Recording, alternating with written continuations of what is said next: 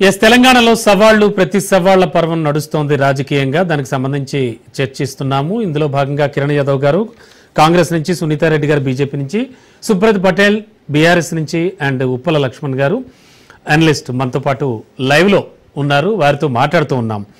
And Sunitha Reddy గారు overall గా చూస్తే కనుక మొత్తం కూటమి పార్టీలో ఉన్నటువంటి party TDP and Chandrababu Naidu, అందుకని పూర్తి స్థాయిలో చంద్రబాబు నాయుడు గారికి ఫర్గానే మాట్లాడుతోంది బీజేపీ.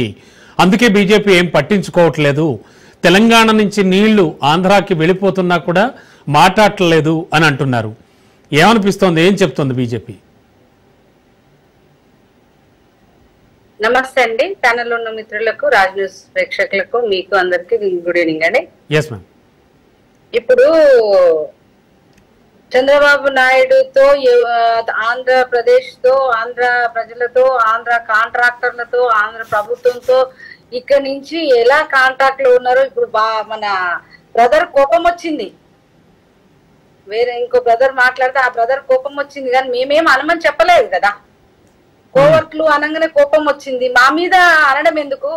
అక్కడ ఆయన ఏదో చిట్ చాట్ లో చెప్పలేదు, ఏదో ఒక బయట ఇవ్వలేదు.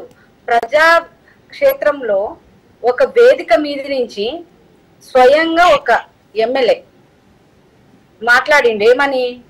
మనకు అక్కడ చంద్రబాబు నాయుడు కోవర్ట్లు ఇక్కడ ఉన్నారు, దందాలు చేస్తున్నారు, ఇరిగేషన్ ప్రాజెక్టు వాళ్ళకే, ఇక్కడ ఉన్న దోసుకున్న ప్రాజెక్టులన్నీ వాళ్ళకే, ఇక్కడ కోవర్టిజం నడుస్తా ఉంది, వాళ్ళందరికి కరెంటు బిల్లులు, వాటర్ బిల్లులు అన్ని కట్ చేస్తే వాళ్ళే పోయి తెలుసుకొని వస్తారని చెప్పారు.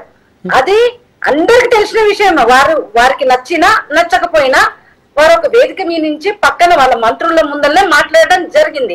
ఉత్తమ్ కుమార్ రెడ్డి అన్న ఎందుకు లెటర్లు రాస్తున్నారు, దానివల్ల ప్రయోజనం లేదు, మన చేతుల్లోనే ఉంది, ఆ కోవట్లంతా మన దగ్గరే ఉన్నారు కదా, వాళ్ళ మీద చర్యలు తీసుకోవాలి, వాళ్ళకి అన్ని బంద్ చేస్తే వాళ్ళు పోయే అక్కడ ప్రొనకచెర్ల మీద కొట్లాడతారు అని చెప్పడం జరిగింది. ఇక్కడ ఏమన్నంటే అక్కడ మా ప్రభుత్వం మేము అలయన్స్ లో ఉన్నాం కాబట్టి మేము ఏదో ఎత్తుకుపోతున్నాం అన్నట్టు ఇక్కడ క్రియేట్ చేస్తున్నారు. ఇక్కడ అసలు బనకచెర్ల కానివ్వండి, ఏదైనా కానివ్వండి, తెలంగాణ అనేది ఎందుకు వచ్చింది? నీరు నిధులు నియామకాల కోసం మనం తెచ్చుకున్నాం ఈ తెలంగాణ. ఈ నీళ్ల కోసము ఎందుకు మనం కొట్లాడినాము?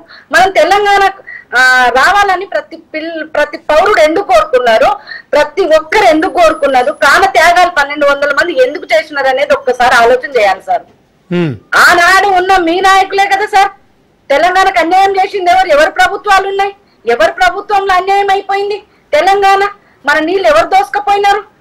మరి మన రాష్ట్రంలో ఎందుకు జలయజ్ఞాలు చేసిరు, ధనయజ్ఞాలు చేసిరు, ఎన్నెన్నో చేసిరు, మరి తెలంగాణకి ఎందుకు అన్యాయం? సరే, జరిగిపోయిన దాని గురించి అనవసరం మేడం గారు, లేదు జరిగిపోయిన దాని గురించి మాట్లాడుకోవద్దు.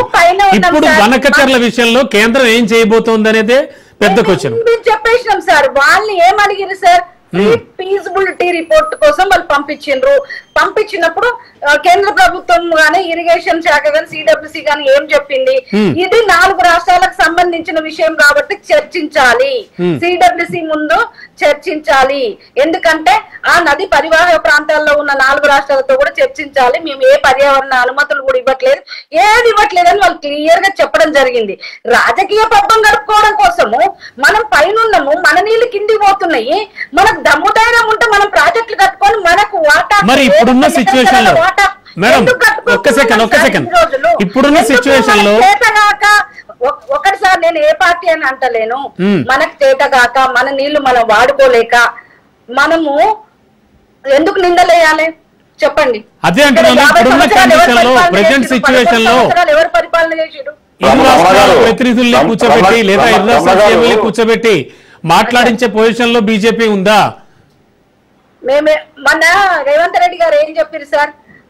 చంద్రబాబు నాయుడు గారు ఎందుకు పోయిండ్రు కేంద్రం దగ్గరికి? కేంద్ర ఇరిగేషన్ మినిస్టర్ దగ్గరికి పోవాల్సిన అవసరం ఏముంది?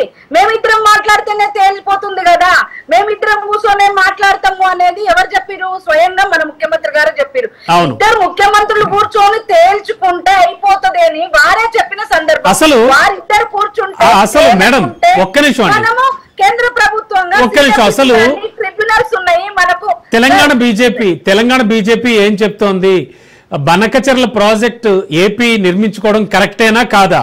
మేము ఒకటి చెప్తున్నాం సార్, మన రాష్ట్రానికి సంబంధించిన చుక్క నీరు కూడా మన రాష్ట్రానికి నష్టం జరగకుండా చూసే బాధ్యత మాదని స్వయంగా కేంద్ర మంత్రివర్యులు కిషన్ రెడ్డి గారే చెప్పడం జరిగింది. నా రాష్ట్రానికి సంబంధించిన ఏ చుక్క నీటి కూడా మేము వదులుకోవడానికి రెడీగా లేము. మీరు అపోహ పడుతున్నారు. ఈ సీఎం ఒక ఆయనతో ఒక ముక్కు గతంలో ఉన్న సీఎం మనమే బేసిన్లు లేవు బేసిజాలు లేవు అని వాళ్ళే అంటారు. వాళ్ళే రొయ్యల కూరలు తిని రాయలసీమని రత్నాల సీమని చేస్తానని వాళ్ళే అంటారు. వీళ్ళు పోయి మేము ఇద్దరం కూర్చుంటే సెటిల్ అయిపోతుంది, మీరు కేంద్రం దాకా ఎందుకు పోతామని ఇప్పుడున్న ముఖ్యమంత్రి గారు అంటారు. ఇప్పుడే వీళ్ళే ఏమంటారు, మనకు చెప్పిండ్రు కదా, మన అనిరుద్ రెడ్డి గారు చెప్పిండ్రు కదా, కోవట్లు ఉన్నారు వాళ్ళకున్న అనుమానాలు వాళ్ళకున్నాయి. ఇప్పుడు కేంద్రము ఏమి చేస్తుంది చెప్పండి సార్? వాళ్ళు మా మీద మీరు నిందలేయడానికి కారణం ఏంది? కేంద్రం ఖచ్చితంగా చెప్పింది బనకచెర్ల ప్రతిపాదనలన్నీ వెనకకు పంపినాం, దాని మీద సిడబ్ల్యూసి పరిశీలించాలని చెప్పినాం. మీరు సీఎం రేవంత్ రెడ్డి గారు చెప్పిన ఒక మాటే అంటున్నారు, కానీ కిషన్ రెడ్డి గారి గురించి రేవంత్ రెడ్డి గారు మరో మాట కూడా అన్నారు. మేడం గారు చెప్పండి. కిషన్ రెడ్డి గారి గురించి ఆయన తన పదవిని నిలబెట్టుకోవడానికే ఖచ్చితంగా ఇలాంటివి చేస్తున్నారు అని కూడా అన్నారు రేవంత్ రెడ్డి గారు. ఆయన మంత్రి పదవి నిలబెట్టుకోవడానికి ఇవి చేసేది ఏముంది సార్? కేంద్ర ఇరిగేషన్ శాఖ మంత్రి గారే చెప్పిండ్రు, సిడబ్ల్యూసీనే చెప్పింది, మేము ఎలాంటి పర్యావరణ అనుమతులు కానివన్నీ మేము ఆ ప్రాజెక్టుకు సంబంధించిన ఏ అనుమతులు ఇవ్వట్లేదు. వాళ్ళు లెటర్ పంపించిన మాట వాస్తవమే. ఫ్రీ ఫీజిబిలిటీ రిపోర్ట్ కోసం వాళ్ళు పంపించారు, దీన్ని పరిశీలిస్తున్నామని చెప్పినాం. ఆ వాటర్ పరివాహక ప్రాంతం ఏదైతే ఉందో మహారాష్ట్ర, తెలంగాణ, ఛత్తీస్గఢ్, ఆంధ్రప్రదేశ్ ముఖ్యమంత్రులతో ఓకే మేడం చర్చిద్దాం. ఒక్క నిమిషం మేడం చర్చిద్దాం. ఒక్క సెకండ్ అంటే మీ మాటల్ని బట్టి కాదు, వినండి మేడం వినండి, మీ మాటల్ని బట్టి బనకచెర్ల ప్రాజెక్ట్ ఇక ముందుకు వెళ్ళదు అని అనుకోవచ్చా మేము? సార్ చట్టపరంగా ట్రిబ్యునల్స్ ఉన్నాయి, కోర్టులు ఉన్నాయి, అన్ని ఉన్నాయి. మన నీరు చుక్క కూడా పోకుండా మనము మన రాష్ట్ర హక్కులను ఖచ్చితంగా కాపాడుతామని చెప్పేసి గారు మీకు పత్రికా ముఖంగానే ప్రెస్ మీట్ పెట్టి కూడా చెప్పడం జరిగింది. మీరు చేతగాక ప్రాజెక్టులు కట్టడం చేతగాక నీటి వాడుకోవడం చేతగాక ఇవన్నీ కేంద్ర ప్రభుత్వం చూస్తున్నారు. ఏమి లేదు సార్ అక్కడ.